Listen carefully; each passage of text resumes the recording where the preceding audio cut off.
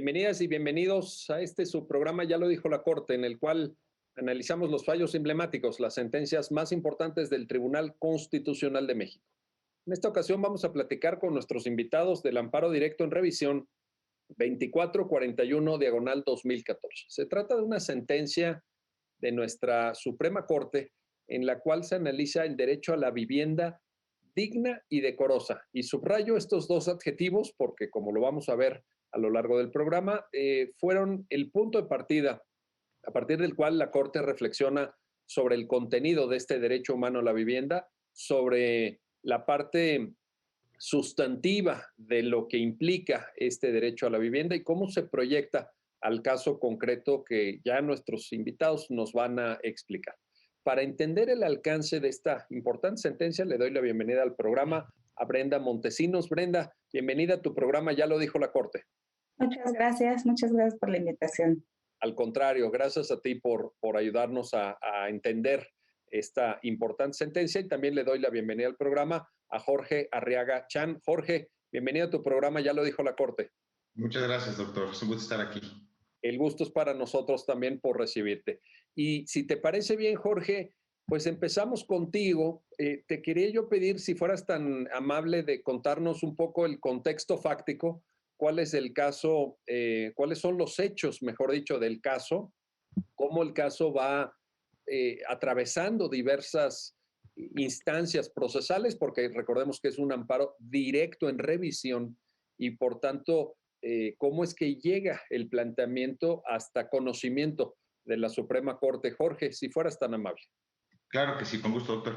Mire, es un asunto muy importante. Esta revisión de amparo directo tiene como antecedente directo una rescisión, un juicio de rescisión de contrato de compraventa promovido por la Comisión de Vivienda del Estado de Guanajuato en su carácter de vendedora de una casa habitación, promovido en contra de una persona física que era la beneficiaria del otorgamiento de un subsidio y un contrato de crédito precisamente para obtener el inmueble con base en un programa social que estableció el propio gobierno del Estado para dotar de vivienda digna a las personas de escasos recursos. En lo que interesa en dicho contrato, se estableció una cláusula específica que decía que era causa de rescisión que la compradora no habitara el inmueble dentro del lapso de 3 meses siguientes a que lo hubiera recibido. Esa fue la cláusula que se estipuló dentro del contrato y esa fue precisamente la cláusula a partir de la cual la Comisión de Vivienda trató de justificar sus pretensiones en la demanda. Al dar contestación a la demanda, la beneficiaria lo que alegó fundamentalmente fue que si bien existía y tenía conocimiento de esta obligación de habitar los 3 meses, lo cierto es que no ocupó el inmueble por el tiempo estipulado debido a que, digamos, existía un problema en la seguridad con el inmueble. Primero, porque estaba alejada de las inmediaciones de la ciudad. Segundo, porque se habían presentado actos vandálicos. Y tercero, porque había una ausencia de seguridad pública en la zona, lo cual, a decir de la demandada, vulneraba el principio de orden público, el principio de libertad, el principio de protección a la honra y a la familia. Y entonces no podía, esos eran los motivos por los cuales no pudo habitar la vivienda por ese tiempo de 3 meses. En primera instancia, el juez natural, el juez del conocimiento, lo que hace es tener por acreditado el hecho de que efectivamente no habitó durante los 3 meses el inmueble y entonces declara aprobada la acción y como consecuencia de ello rescinde el contrato de compraventa, ordena la restitución material del inmueble y ordena la devolución de las amortizaciones que había erogado ya la demandada. Cabe destacar que esta resolución, el juez en esta resolución lo que dijo es fundamentalmente que no se afectaba la honra y la dignidad de la demandada, de la persona, pues fue a partir de estos hechos de dignidad humana que se le otorgó un crédito aun cuando era de escasos recursos. Y dos, porque si bien se había acreditado la poca seguridad o la ausencia de seguridad pública en la zona, lo cierto es que la enjuiciada había bardeado y había cercado el terreno, lo que convalidaba estos vicios de inseguridad, por decirlo así. En segunda instancia, muy brevemente, este asunto llega al Tribunal de Apelación, una sala del Tribunal Superior de Justicia del Estado de Guanajuato. esta sala confirma la sentencia recurrida muy a la par de los razonamientos que había otorgado el juez natural, pero parte de dos premisas fundamentales diferenciadas. Primero, que la cláusula no era contraria al orden público ni al orden jurídico, precisamente porque era compatible con la naturaleza del contrato. Es decir, si la vivienda se iba a otorgar a personas de escasos recursos, lo lógico era que ocuparan el inmueble para que no quedaran vacíos, y en dado caso que no los ocuparan, se los dieran a otras personas que sí los necesitaran. Y dos, que las medidas de protección con los que las medidas de seguridad y de protección con los que contaban la vivienda eran suficientes, precisamente porque ya estaba bardeado, ya había postes de barrotes de seguridad, y además porque la vivienda contaba con una infraestructura básica, es decir, contaba con agua, con luz, tenía banquetas, pavimento, tenía servicios hidráulicos, saneamiento, medidor de electricidad, vidrios, baños, lavabos, y vaya, lo básico de una vivienda. Inconforme con esa confirmación del fallo de primera instancia, la demandada promueve juicio de amparo directo. Y aquí vuelve a reiterar de cierta forma el hecho de que se le condicionara a ocupar un inmueble que no cumplía los requisitos, no los requisitos de infraestructura básicos, sino los requisitos de seguridad física y personal para sus ocupantes.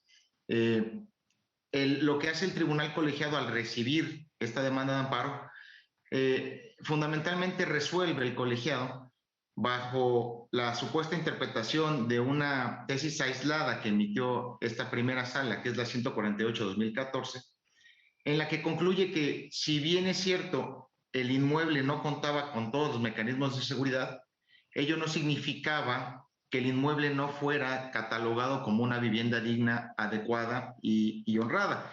Lo cierto es que sí cumplía con esas condiciones como lo había establecido el Tribunal de Alzada, porque contaba con todos los elementos de infraestructura, perdón, de infraestructura, y entonces se cumplía con lo establecido, el mandato establecido en el artículo 4 constitucional, porque la seguridad personal de cierta forma no era un servicio básico que pudiera dependerse de los elementos o las exigencias de una vivienda digna.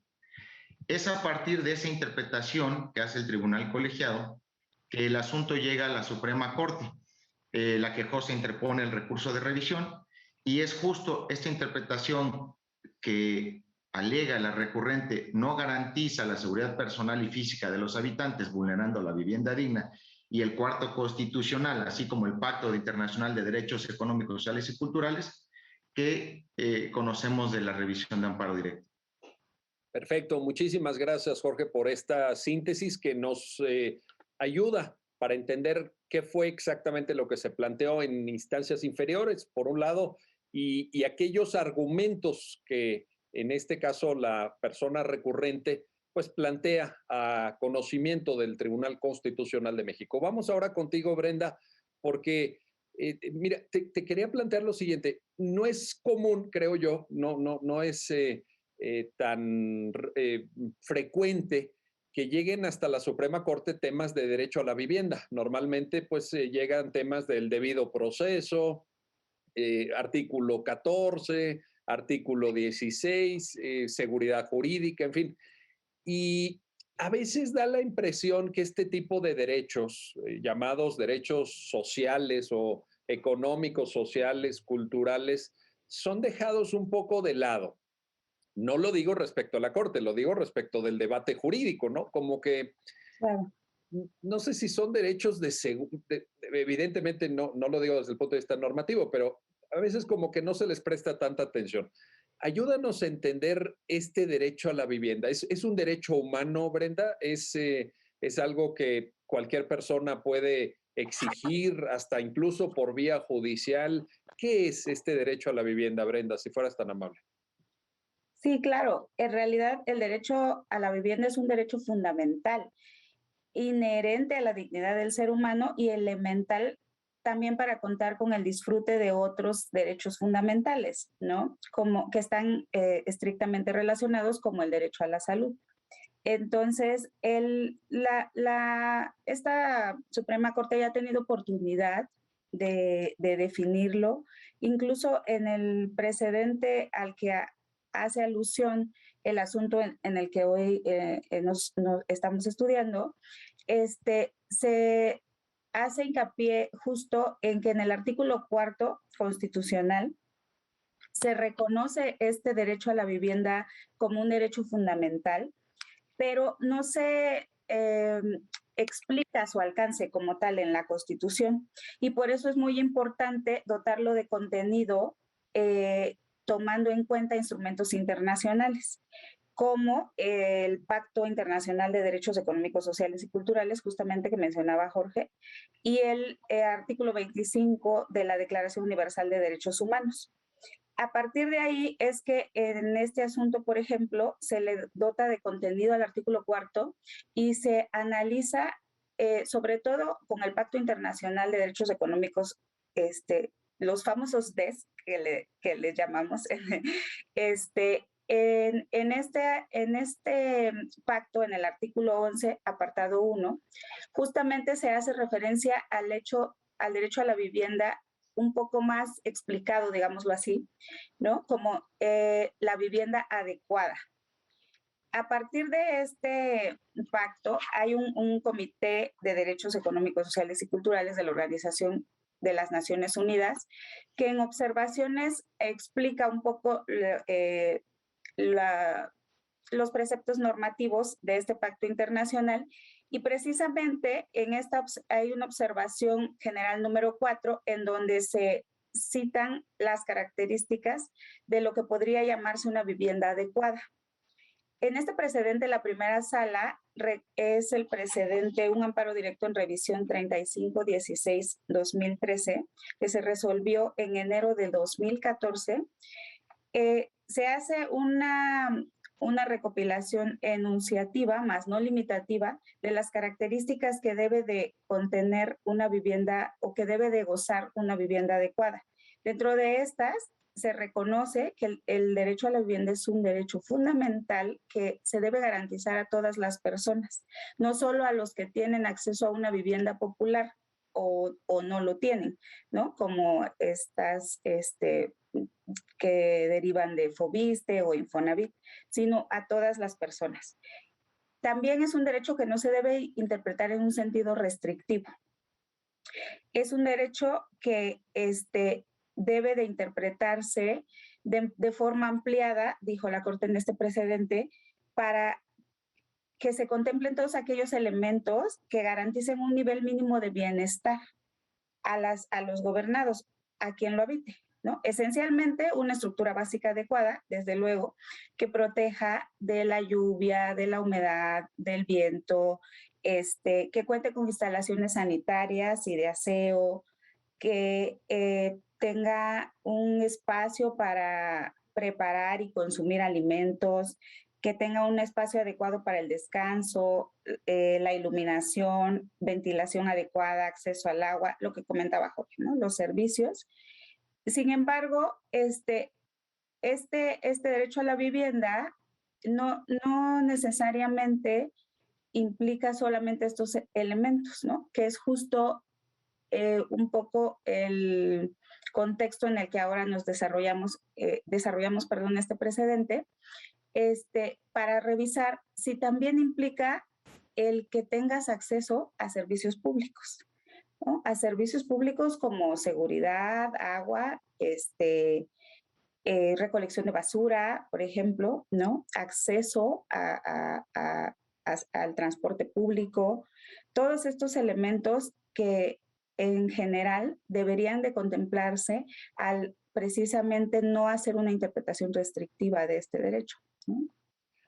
Oye, en ese sentido, Brenda, podríamos decir que el enfoque de la vivienda digna y decorosa, como lo dice el artículo 4, o de vivienda adecuada, como lo plantea el Pacto Internacional de Derechos Económicos, Sociales y Culturales de la ONU, leído el pacto a la luz de esta importantísima observación general número 4 que tú ya citabas, por lo que nos acabas de mencionar, implica aspectos al interior de la vivienda, todas estas características, digamos, de adentro de la casa, déjame ponértelo así muy pedagógicamente, Claro. pero también posiblemente, Brenda, algunos factores externos a la propia vivienda. ¿Es esto correcto? Sí, es correcto. Sobre todo, factores que garanticen no solo la habitabilidad, como dices, hacia adentro de la casa, sino la seguridad, el acceso a ciertos servicios mínimos, incluido a los que deban garantizar la seguridad de sus habitantes, ¿no? Que era justamente la litis un poco planteada en este asunto, que no había, que casi no pasaban patrullas, que eran objetos de actos vandálicos, ¿no? Entonces reclamaban también la falta de servicio, de acceso a la seguridad pública. Importantísimo, importantísimo, yo diría en nuestro país, ¿verdad? Claro. Porque no, yo me imagino que pues es un tema a considerar. Ahora, regreso contigo, Jorge, para lo siguiente. Hay un argumento que esta señora, que originalmente pues es la titular de este crédito, de este acceso a la vivienda del programa del Estado de Guanajuato, ella dice, es que en el momento en el que yo hago la solicitud, digamos, en el momento en el que yo participo de este programa, yo no sé dónde va a estar la vivienda. Yo ya me entero después donde me dicen, no, pues ahí está su casa, señora. Y ahí es cuando ella se da cuenta que pues estas condiciones, ¿no? A las que alude Brenda de inseguridad y ella dice, pues es que tuve que bardear, tuve que reforzar un poco el tema de las ventanas, etcétera. Y eso me conllevó no poder ocupar la vivienda en esos 3 meses que el contrato señalaba. Entonces, ahí también hay, no sé cómo darle ese enfoque, Jorge, de decir, pues parecía un tiempo corto, porque claro, 3 meses no es demasiado cuando tienes que hacer una serie de adecuaciones. Cuéntanos esa parte también, Jorge, por favor. Y sin duda, digo, al tratarse de un programa social implementado por el gobierno del estado, regularmente lo que ocurre es que los créditos, una vez que se autorizan y se otorgan, posteriormente ya te dicen en qué parte va a estar el inmueble o denominado la finca que se te va a otorgar. Y eso, ese es el motivo por el cual la persona física que acude, bueno, a la que se le demanda por el incumplimiento de los 3 meses, es que señala, ok, me acabas de dar una vivienda, pero me la diste a las afueras de la ciudad donde ni siquiera hay servicios básicos. Esta circunstancia, como bien comentaba usted hace rato, pues es reconocida por el Comité de Derechos Económicos, Sociales y Culturales y Económicos, precisamente porque trata de otorgar a los estados estas herramientas, transmitir estas experiencias que han tenido a partir de los informes que los propios estados emiten anualmente, a partir de estos informes que emiten, cómo se genera la atención y cómo se mejoran las deficiencias en los procedimientos de implementación de derechos humanos, en este caso de la vivienda digna. Entonces, como ella se da cuenta de que no tiene los servicios básicos, pues se encarga de pues bardear, de establecer ciertos mecanismos de seguridad que, bueno, a final de cuentas, pues no serían imputables a ella, digo, en todo caso serían imputables a la contratista que otorgó el crédito y posteriormente formalizó para el otorgamiento de la vivienda. Claro está que, como bien lo señalaba usted, ya el comité, y precisamente fue la interpretación que hizo la Corte a partir de las observaciones del comité, la seguridad de la tenencia de los inmuebles, la asequibilidad que pudieran tener todas las personas para contar con un inmueble y la disponibilidad de los servicios en los lugares en los que se va a ubicar la vivienda son fundamentales para poder considerar que se trata de un inmueble adecuado y decoroso. De lo contrario, si no tuviera acceso a los servicios básicos, como bien comentaba la licenciada Brenda, ya sea de salud, de educación, si no hay escuelas, si no hay servicios sociales, incluidos, claro, también la seguridad pública, pues entonces no podríamos estar hablando de una vivienda adecuada y una vivienda digna.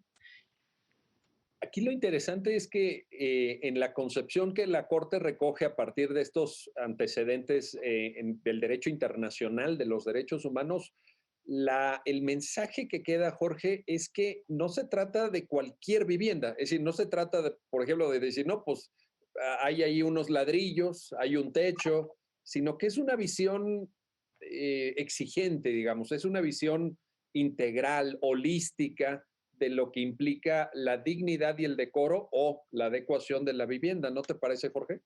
Efectivamente, sí, como bien usted lo señalaba, no es tanto que sea hacia adentro de la vivienda que tenga algunos requisitos, pues materiales, por así decirlo, que pudieran ser atribuibles a la propia construcción e infraestructura que tuviera la vivienda, sino además implica que el Estado tiene que garantizar ciertos elementos, ciertas exigencias para que se pueda considerar que la vivienda es digna o decorosa.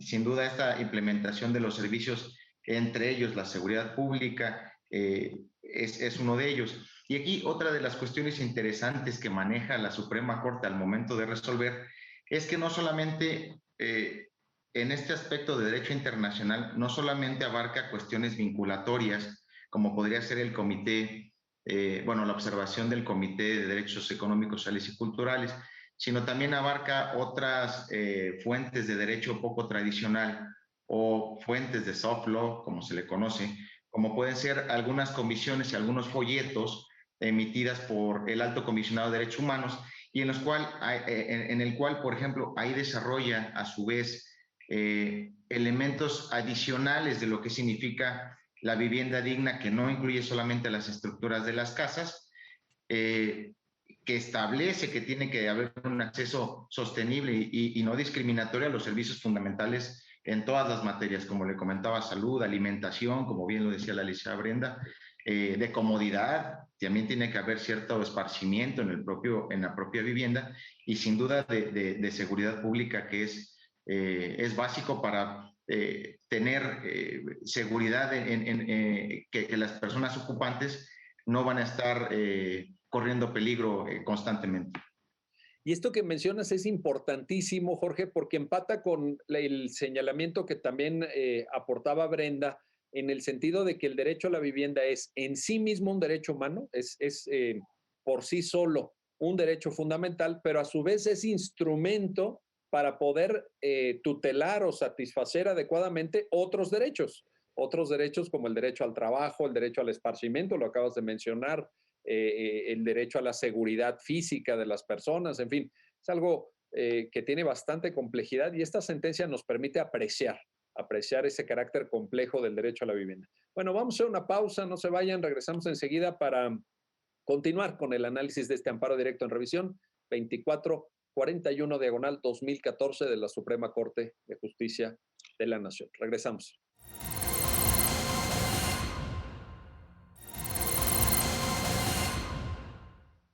Bueno, ya estamos de vuelta, ya estamos de regreso para continuar en este análisis y comentario de la sentencia que resuelve el amparo directo en revisión 2441/2014. Y quiero regresar contigo, Brenda Montesinos, para plantearte lo siguiente.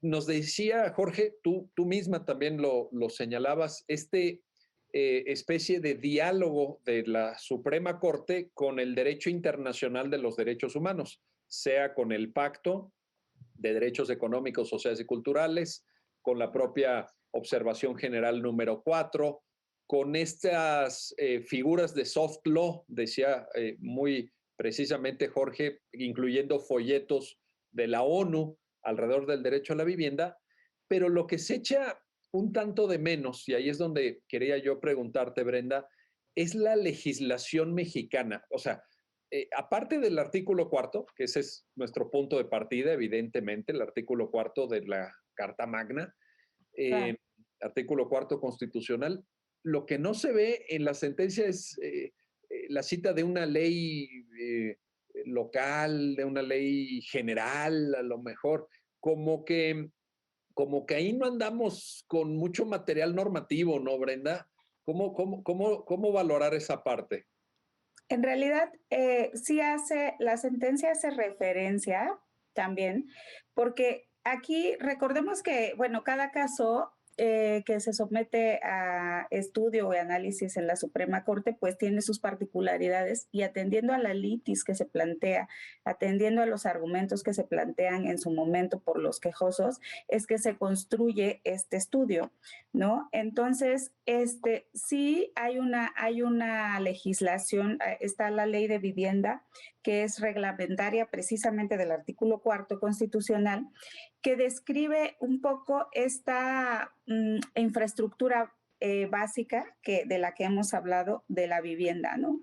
Entonces, este artículo, esta ley de vivienda, en su artículo 2, precisamente, establece que se considera una vivienda digna y decorosa aquella que cumpla con las disposiciones jurídicas aplicables en materia de asentamientos humanos y construcción, habitabilidad, salubridad, que cuente con los servicios básicos, incluso. Y aquí es donde la Corte hace hincapié en decir, incluso en nuestra legislación interna ya habíamos contemplado o ya se había contemplado este hecho de que la vivienda tenía que contar con servicios básicos y brinde a sus habitantes, sobre todo, seguridad jurídica en cuanto a su propiedad o legítima posesión.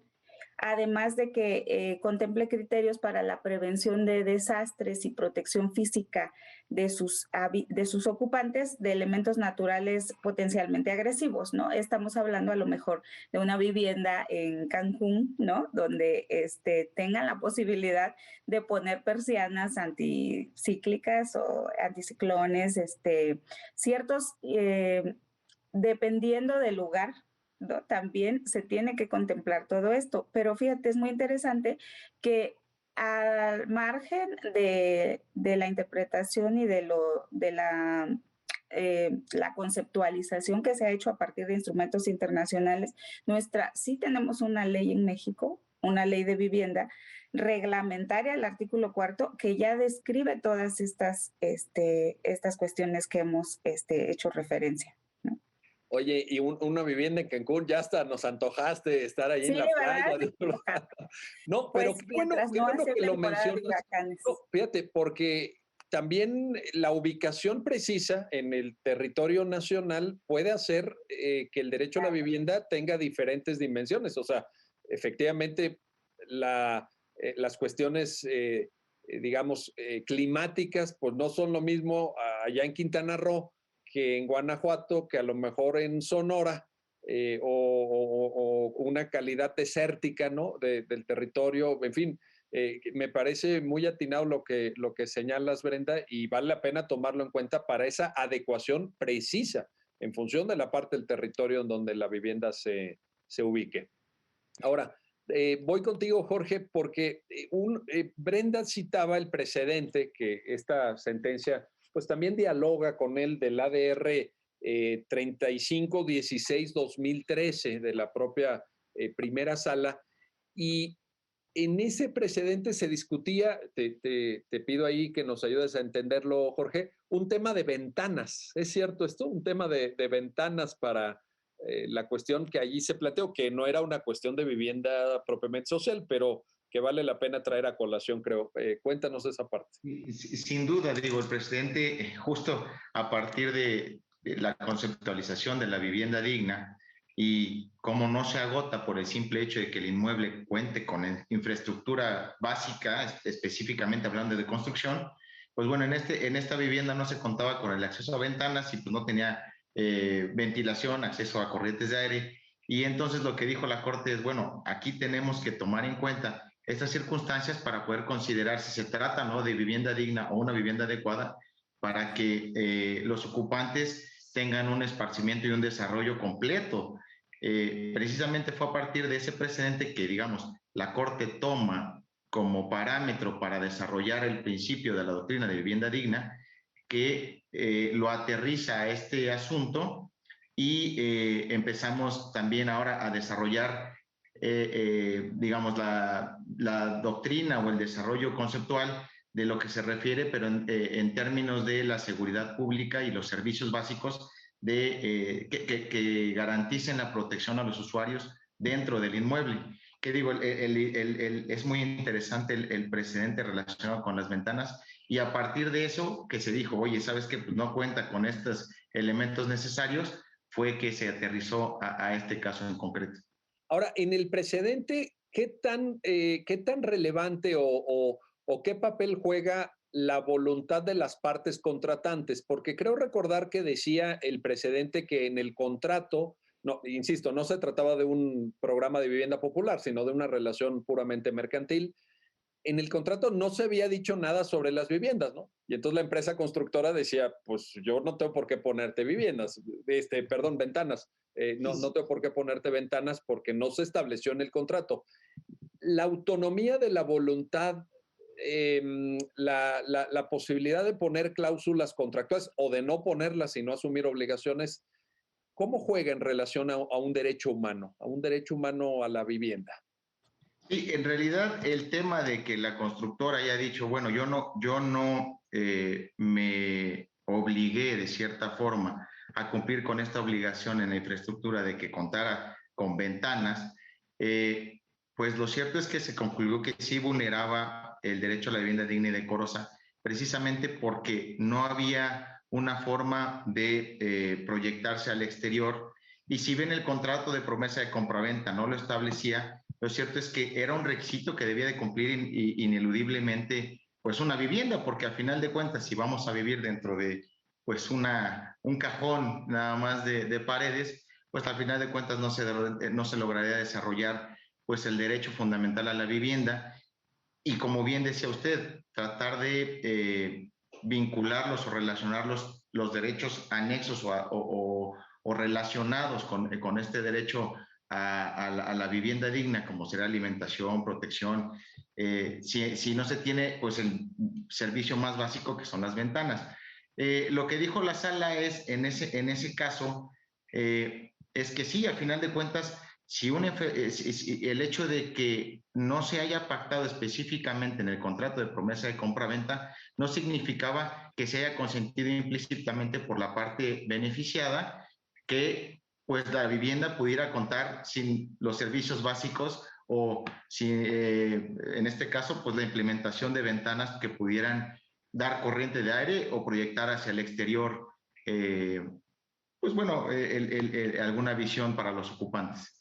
Oye, y en este sentido, Brenda, podríamos decir que el precedente proyecta también el derecho a la vivienda como derecho humano a las relaciones entre particulares, ¿no? Dándole una eficacia horizontal siguiendo otros precedentes de la propia primera sala, ¿no te parece, Brenda?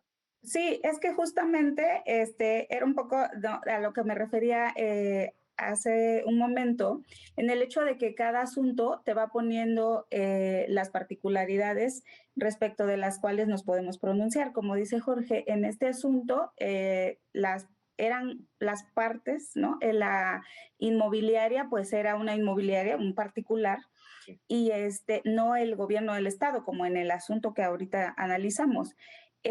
Por eso es que precisamente en ese precedente se fijan las bases para ver si este derecho a la vivienda es aplicable a todos o solo a los que tienen acceso a viviendas populares, como se les denomina.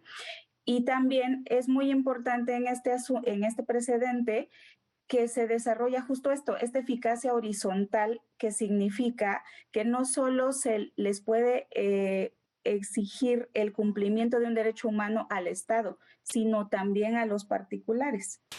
Es decir, también el hecho de que haya sido una inmobiliaria y un contrato de compraventa de forma particular no significa que pueden darte una vivienda que no cumpla con los requisitos necesarios para que sea considerada una vivienda digna y decorosa.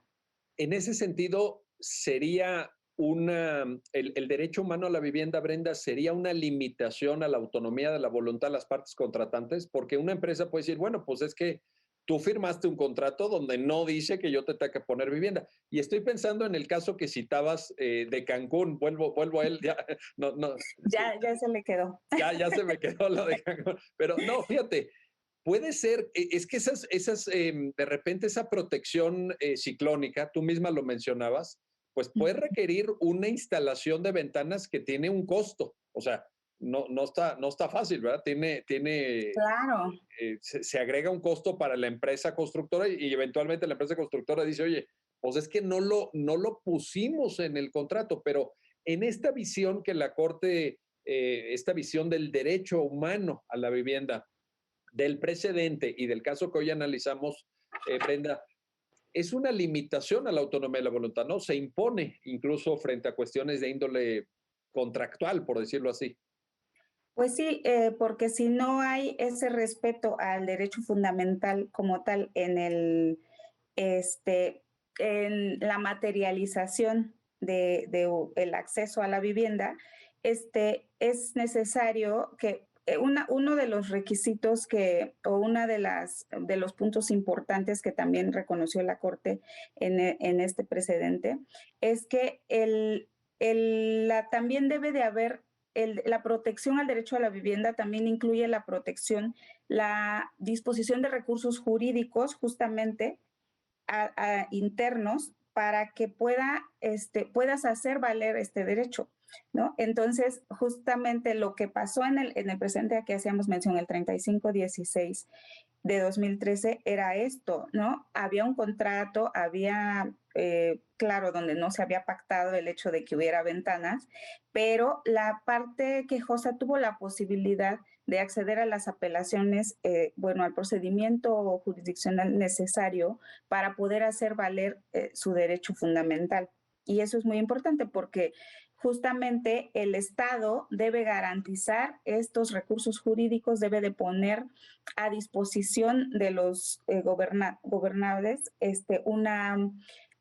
todos estos recursos para que puedas hacer valer ese derecho a la vivienda, porque si no, pues queda sin contenido, queda obsoleto como todos los demás derechos humanos, ¿no? Y no podemos pretender que el derecho a la vivienda sea considerado como menor y es importante, ¿no? Que aunque al final, pues su conceptualización es material, ¿no? Porque viene, como bien dice, en una vivienda, en gastos, una cuestión material propiamente, pero no por ello los gobernables tienen que tener acceso a estos recursos jurídicos para hacerlo valer, independientemente de lo que se pacte en los contratos y independientemente de lo que se firmó en su momento, ¿no? Así es. Oye, y en este sentido, Jorge, lo que acaba de mencionar Brenda es importantísimo porque viene a suponer una visión moderna, una visión normativa del derecho a la vivienda que deja atrás unas visiones que incluso estaban en la doctrina constitucional mexicana donde se decía, no, el derecho a la vivienda pues es una especie de política pública del Estado mexicano donde las autoridades conforme puedan, ¿verdad? Conforme vayan teniendo recursos, etcétera, generosamente, paternalistamente, pues te dan vivienda. Oye, y todavía vienes y te quejas que te dan la casa, que no hay seguridad jurídica, y que, oye, ¿cómo crees? Pues si todavía te están haciendo un favor. O sea, como que había una visión, no tanto desde la óptica jurídica, sino desde la política pública de vivienda, como que el Estado te hacía el favor de darte la vivienda. Pero ahorita Brenda, con esto que nos señala,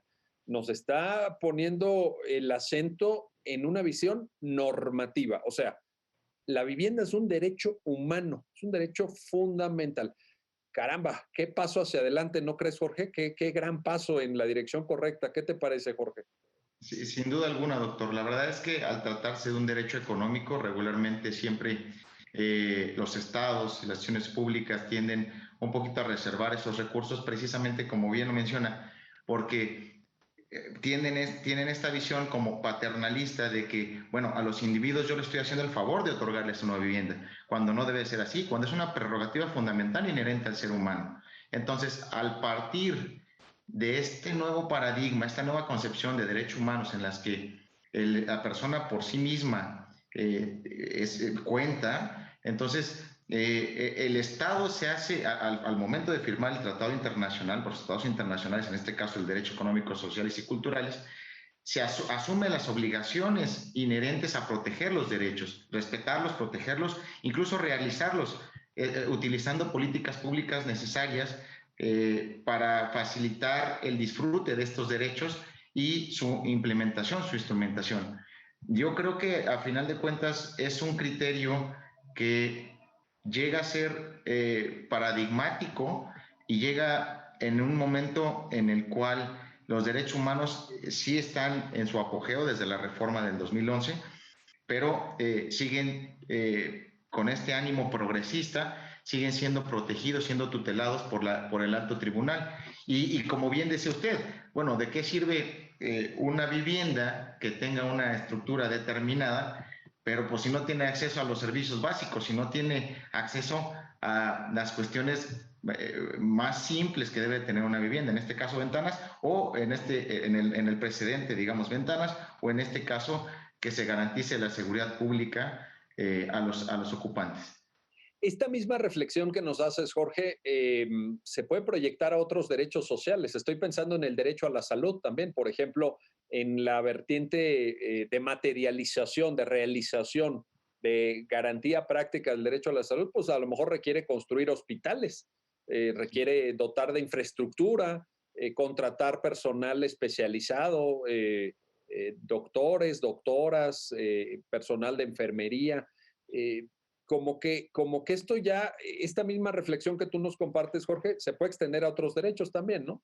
Sin duda, bien lo señala, el derecho a la salud también podría ser tutelado bajo esta misma óptica, esta misma esfera proteccionista. También podríamos pensar algún derecho ecológico, alguna cuestión de saneamiento que pudiera afectar también, digamos, a otra vivienda que estuviera físicamente establecida en algún lugar menos favorecido o cerca de alguna fuente de peligro que pudiera generar algún riesgo en la salud, ecológico incluso también, pues pudiera llegarse a aplicar esta misma visión proteccionista para que se sigan tutelando y protegiendo los derechos humanos. También el derecho a la educación, ahí sumaría derecho a la educación, ¿no? Suministro de infraestructura educativa, acceso a grados educativos, en fin, una serie de cuestiones. Bueno, pues ahí está esta visión moderna de los derechos económicos, sociales y culturales. Vamos a hacer una pausa, no se vayan, regresamos enseguida para continuar con el análisis que nuestros invitados nos están compartiendo de este amparo directo en revisión 2441/2014. Regresamos.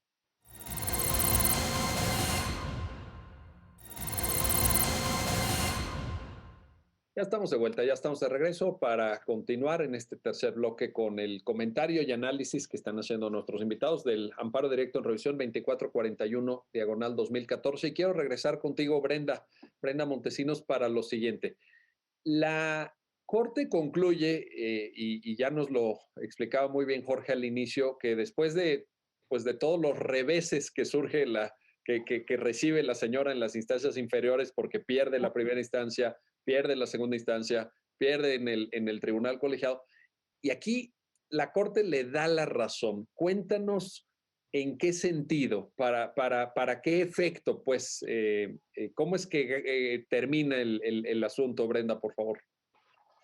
Sí, el amparo en realidad se concede justo para, de alguna manera, no pues invalidar esta cláusula que le exigía mudarse a los 3 meses, porque para ello, esta cláusula que le imponía la obligación a la quejosa de mudarse a los 3 meses, solo podía ser válida, se dijo, si el gobierno del estado o el proveedor de la vivienda hubiese demostrado o demostrara, solo podía hacerse exigible a partir de que el gobierno del estado demostrara que la vivienda contaba con todos estos servicios de seguridad pública. No solo el de seguridad pública, es en el que ella hacía hincapié, pero con todos los servicios necesarios, que la vivienda tuviera acceso a vigilancia, a todo lo que el precedente mencionó en cuanto a los servicios públicos a los que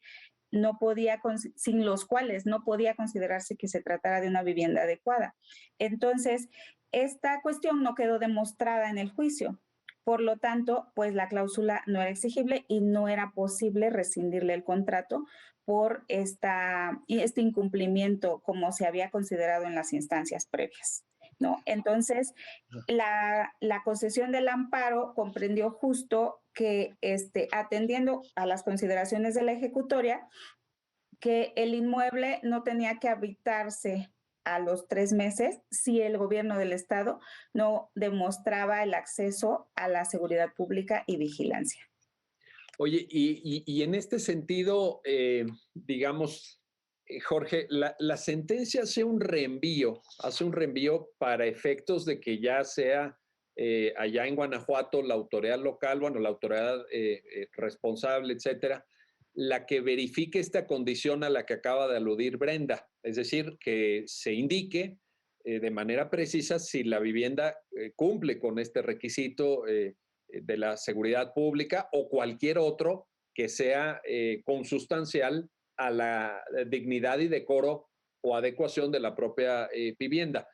La pregunta, creo, Jorge, para quienes lean esta sentencia, y siempre recomendamos que vayan al documento, que la lean realmente, porque pues, uno aprende mucho con su revisión. Pero el asunto que yo veo es cómo medir esto, cómo se mide. Cuando la Corte dice, bueno, pues acrediten ustedes allá en la Comisión de Vivienda de Guanajuato que ya esa vivienda tiene seguridad pública. ¿Cómo medir esto? En realidad es una serie de mecanismos o medios de convicción que podrían ofrecer la Comisión de Vivienda del Estado de Guanajuato, porque no solo el hecho de que existieran documentales a partir de los encargados del orden público y la seguridad pública en el municipio donde se esté desarrollando o donde esté construida el inmueble, podría ser a partir de eso que pudiera decirse, bueno, ¿sabes qué? Si se advierte que hay un programa de seguridad pública en esta zona, entonces a partir de ese documento o a partir de ciertas testimoniales, algunas periciales en las que se pudiera demostrar que sí hay rondines en la zona, quizá a partir de otros mecanismos como podría ser la inspección judicial de propios funcionarios públicos que se percaten de que sí hay infraestructura policíaca en la zona.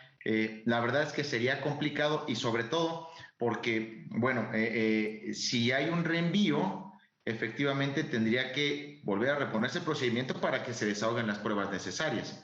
Entonces, ya tendría que haber un cúmulo de pruebas que pueda ofrecer la Comisión de Vivienda del Estado de Guanajuato para que demuestre o no que existe el acceso al servicio a la seguridad pública y vigilancia. Digamos, en dado caso que los mecanismos probatorios pues fueran escuetos, fueran ambiguos o no los hubiera, no los presentara la comisión en su momento, pues bueno, claro, se tendría por no aprobada la acción que ejerció, la acción de rescisión y por ende se absolvería en este caso a la demandada. Entonces ya a partir del efecto o la concesión del amparo y la revocación de la resolución del tribunal colegiado con la indebida interpretación que realizó, lo que ya la Corte haría, o bueno, hizo, es que se vuelva a revisar cada uno de estos mecanismos probatorios, que bueno, estaría sujeto y sería en estos momentos aventurarse o a establecer cuáles mecanismos pudo haber ofrecido la Comisión de Vivienda. Pues bueno, hay varios elementos, ¿no? Hay varias pruebas. Sin duda. Ahora, y aquí se abrirían dos escenarios, creo, Brenda. Por un lado, el hecho de que la persona siga siendo propietaria de la vivienda, aunque no necesariamente la tenga que habitar,